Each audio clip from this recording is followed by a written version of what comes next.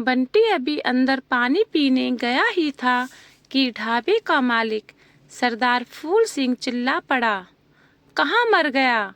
बंटी देख नहीं रहा? ग्राहकों के आने का टाइम हो रहा है। जल्दी से टेबल पर कपड़ा मार। सुबह 5 बजे से बंटी काम कर रहा था। 1 मिनट की भी फुर्सत नहीं मिल रही थी। दोपहर की गर्मी में अभी उसने सारी टेबल साफ की थी, लेकिन तेज हवा से मिट्टी उड़कर बार बार टेबल पर आ रही थी। बंटी जल्दी से पानी पीकर बाहर आया और कपड़ा लेकर जल्दी से टेबल साफ करने लगा। आज उसने नाश्ता भी नहीं किया था। नाश्ता उसे तभी मिलता था जब ढाबे पर रात को खाना बच जाता था, लेकिन ग्राहक ज़्यादा होने के कारण खाना बचा ही नहीं। बंटी का भूख के मारे बुरा हाल था, लेकिन फूल सिंह तो जैसे उसकी जान का दुश्मन था। वह जल्दी जल्दी सफाई कर रहा था।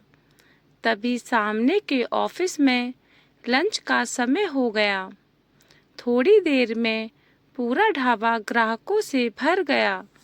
बंटी और उसके साथ दूसरे नौकर भाग भाग कर ऑर्डर ले रहे थे, सफाई कर रहे थे। इधर सरदार फूल सिंह चिल्ला चिल्ला कर काम करवा रहा था।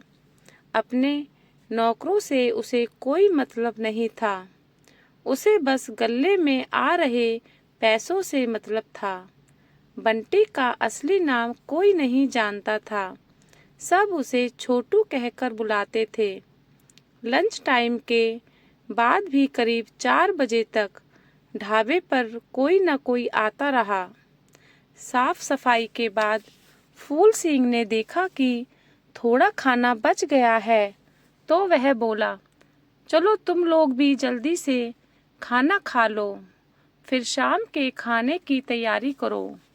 और सुन विक्रम, इसमें से किसी को भी पनीर की सब्जी मत दियो, रात को इसे चला देंगे। विक्रम जो वहाँ खाना बनाता था वह बोला, मालिक कल की सब्जी है, शाम तक तो खराब हो जाएगी। तब फूल सिंह बोला, अच्छा चल दे दे इन्हें थोड़ी सी सब्जी। बंटी और उसके साथ के लड़के एक टेबल पर बैठकर खाना खाने लगे। ढाबे का मालिक अंदर जाकर सो गया। खाना खाने के बाद बंटी बैठकर अपने पिछले दिनों के बारे में सोचने लगा। बंटी एक गांव में रहता था। उसके माता पिता खेत में मजदूरी करते थे। वह दिन भर अपने साथ के बच्चों के साथ खेलता रहता था। ना कोई चिंता, ना कोई फिक्र, कम में गुजारा हो जाता था। शहर से उसके पिता का दोस्त गांव गया और बोला, अरे शहर में इतने काम हैं कि रोज 400 रुपये मिलते हैं। तुम्हारा बेटा भी अच्छे से पढ़ सकेगा। वहाँ बड़े सरकारी स्कूल में मुफ्त में पढ़ाई होती है। इसके जितने बच्चे इंग्लिश में बात करते हैं। बंटी के भविष्य की चिंता उन्हें गांव से शहर ले आई। एक बिल्डिंग में बंटी के माता पिता काम करने लगे। वहीं पास ही में एक छोटी सी झुग्गी में रहने लगे। बंटी ने उसके पिता से कहा, बस बेटा कुछ दिन की बात है, थोड़े पैसे इकट्ठा हो जाए, फिर तेरा दाखिला स्कूल में करवा दूंगा। बंटी भी बहुत खुश था।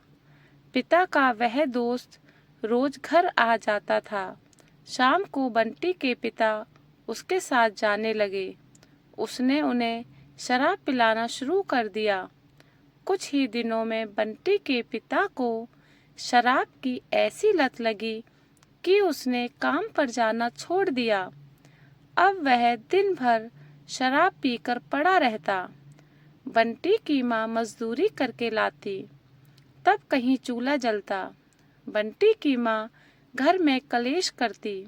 वह चाहती थी कि सब छोड़कर गांव चलते हैं। बंटी के भविष्य का विवास्ता देकर शराब छोड़ने के लिए कहती, लेकिन बंटी के पिता पर कोई असर नहीं होता। एक दिन बंटी बाहर खेल रहा था, तभी उसने जोर से चीख सुनी। बंटी जल्दी से भाग कर गया तो देखा बंटी के पिता ने उसकी माँ को बुरी तरह मारा है। माँ बेहोश पड़ी थी। पड़ोसियों की मदद से उसे अस्पताल ले जाया गया, जहाँ डॉक्टर ने उसे मृत घोषित कर दिया। यह खबर सुनते ही बंटी का बाप भाग गया। बंटी अब अकेला रह गया। कुछ ही दिनों में पता लगा उसके पिता को पुलिस ने पकड़ लिया। बंटी की झुग्गी पर भी किसी ने कब्जा कर लिया। बंटी भटकते भटकते इस ढाबे पर पहुंच गया। तब से वह ढाबे पर नौकरी कर रहा है। बंटी की आंखों में आंसू बह रहे थे। वह ना वे लोग शहर आते, ना ये सब होता। यही सोचकर बंटी रो रहा था। कुछ ही देर में फूल सिंह आ गया और चिल्लाने लगा। बंटी और उसके साथ के दूसरे नौकर जल्दी से उठकर शाम के खाने की तैयारी में लग गए। इसी तरह समय बीत रहा था। एक दिन फूल सिंह के ढाबे पर कुछ अफसर आए। छोटे बच्चों से काम करवाने के कारण उसे पकड़ कर ले गए। साथ में बंटी और उसके साथ के 2 नौकरों को भी पकड़ लिया गया।